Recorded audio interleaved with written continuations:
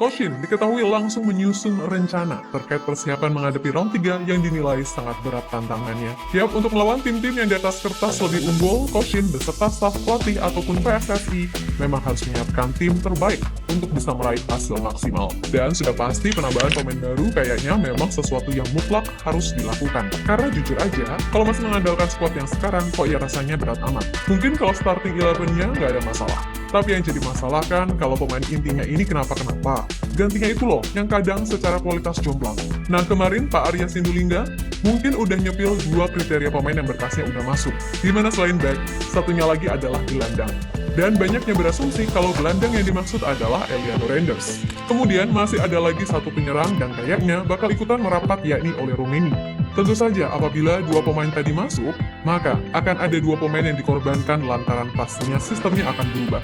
Dan Coach Shin mengerti akan hal itu. Sesuatu yang pada akhirnya membuktikan kalau makin tinggi level lawan yang dihadapi, sudah pasti ada persaingan di dalam internal tim itu sendiri. Menjelang minggu-minggu terakhir Agustus, tentu saja publik masih dibuat was-was oleh persiapan timnas Indonesia jelang round 3 kualifikasi Piala Dunia 2026 zona Asia. Sebab sampai detik ini, teka-teki perihal siapa pemain diaspora baru yang akan didatangkan PSSI belum juga terlihat. Meskipun begitu, segala arah yang ada tampaknya mulai menemukan titik terang. Tiap sebelumnya, Pak Arya Sinulinga menyebut kalau udah ada 2 nama yang berkasnya sedang diurus. Di mana beliau mengatakan kalau posisi 2 pemain tersebut adalah back dan gelandang. Khusus untuk gelandang, banyak yang berasumsi kalau Eliano Reinders adalah nama yang paling difavoritkan untuk gabung. Yang mana itu diperkuat oleh statement media Jepang, Football Channel, yang mengatakan kalau Indonesia akan jadi lawan yang berbahaya andai si Eliano ini masuk. Jika Eliano Reinders bergabung dengan tim nasional Indonesia sebagai pemain naturalisasi, ia berpotensi menjadi ancaman bagi tim nasional sepak bola Jepang di masa mendatang. Tulis Football Channel. Tentu saja, selain kabar dari media Jepang, ucapan Eliano saat diwawancara oleh Yusa Nugraha juga semakin menguatkan sinyal kalau pemain 23 tahun tersebut emang kayaknya bakal menjadi pemain baru buat timnas Indonesia. Nah, selain Eliano Reinders, ada juga nama Ole Rumeni yang semakin memberikan sinyal kalau ia makin dekat ke Indonesia. Tentu saja, akan menjadi hal yang sangat menguntungkan bagi Indonesia andai Ole Rumeni ini bisa masuk. Sebab secara kualitas dan atribut bermain, Ole ini memang tipe penyerang yang sangat dibutuhkan oleh timnas Indonesia yang kita tahu kan, seret gol. Memang musim lalu, penampilan Ole menurun lantaran cedera. Tapi di awal musim ini, Ole mampu menunjukkan kalau ia udah benar-benar fit dan sukses membuka keran golnya. Bakal membawa FC Utrecht menang 1-0 atas PSS Zwolle.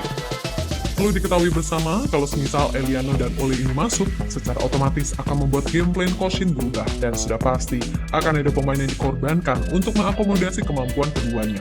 Nah, jika diamati lebih dalam, kalau Eliano ini masuk, maka ia akan mengisi posisi yang biasanya dimainkan oleh Marcelino Ferdinand. Memang secara bakat Marcel ini bagus, tapi jika ia disandingkan oleh Eliano, maka harus diakui kalau Marcel ini masih kalah. Pertama, secara jam terbang, Marcel tentu kalah dari Eliano yang merupakan pemain reguler di Eredivisie. Kedua, secara visi dan kematangan bermain, jelas Eliano masih dibilang lebih unggul. Apalagi Eliano ini juga nggak kalah skillful dibandingkan Marcel. Begitu pula Ole Rumeni. Jelas, kalau pemain ini masuk, Coach Shin gak akan berpikir 2 kali untuk menjadikannya andalan. Kalau sudah begitu, ya ada kemungkinan Ramadan Sananta akan tergusur. Sebab untuk pelapis Ole, kemungkinan Dimas Derajat masih menjadi pemain yang lebih dipercaya oleh Coach Shin. Itu tadi adalah skema yang mungkin terjadi. Tapi jika Coach Shin masih memakai sistem 3-4-3, maka bisa jadi Eliano ini akan jadi duet Tom Haye di lini tengah. Sementara Tom menjaga keseimbangan, Eliano akan bertugas menjadi pemain yang berfungsi layaknya nomor 10. Dan trio di depan, Rafa, Ole, Ragnar, untuk saat ini adalah opsi terbaik yang ada. Intinya, semakin banyak pemain berkualitas, maka semakin banyak pula opsi taktik yang bisa dijalankan oleh Coach Shin. Kita tentu nggak lupa kalau Coach Shin ini adalah tipe pelatih yang nggak terpaku pada satu formasi, di mana ia adalah tipe pelatih adaptif yang akan menyusun formasi tergantung lawan yang dihadapi serta kapasitas pemain yang dimiliki. Kalau skuadnya merata, maka Coach Shin pun nggak akan ragu main menyerang dengan formasi 4-3-3, 4-4-2, atau 4-2-3-1. Khususnya di laga kandang yang mana secara mental Indonesia akan jauh lebih semangat karena didukung ribuan supporter di stadion. Tapi perlu diingat juga, kalau permainan Coach Shin ini butuh rumput yang bagus. Kalau rumputnya kayak modelan sawah kemarin, walah ya repot. Beneran sumpah, kalau rumputnya bagus, maka permainan timnas pun ikutan bagus. Seperti saat melawan Vietnam, di GBK kayak apa mainnya? Tapi ketika di Midin, Indonesia malah mainnya jauh lebih bagus gara-gara rumputnya oke. Maka dari itu, moga-moga aja nih, PSSI udah bagus, pelatihnya udah bagus, pemainnya udah mantap, ya rumputnya nggak boleh katrok dong, kan gitu. Jadi sekali lagi semoga semuanya bisa saling bersinergi agar timnas Indonesia ini beneran bisa tampil maksimal di round 3 nanti. Toh targetnya kan nggak muluk-muluk, bisa finish di peringkat 4 aja udah bagus, untuk kemudian habis-habisan di round 4.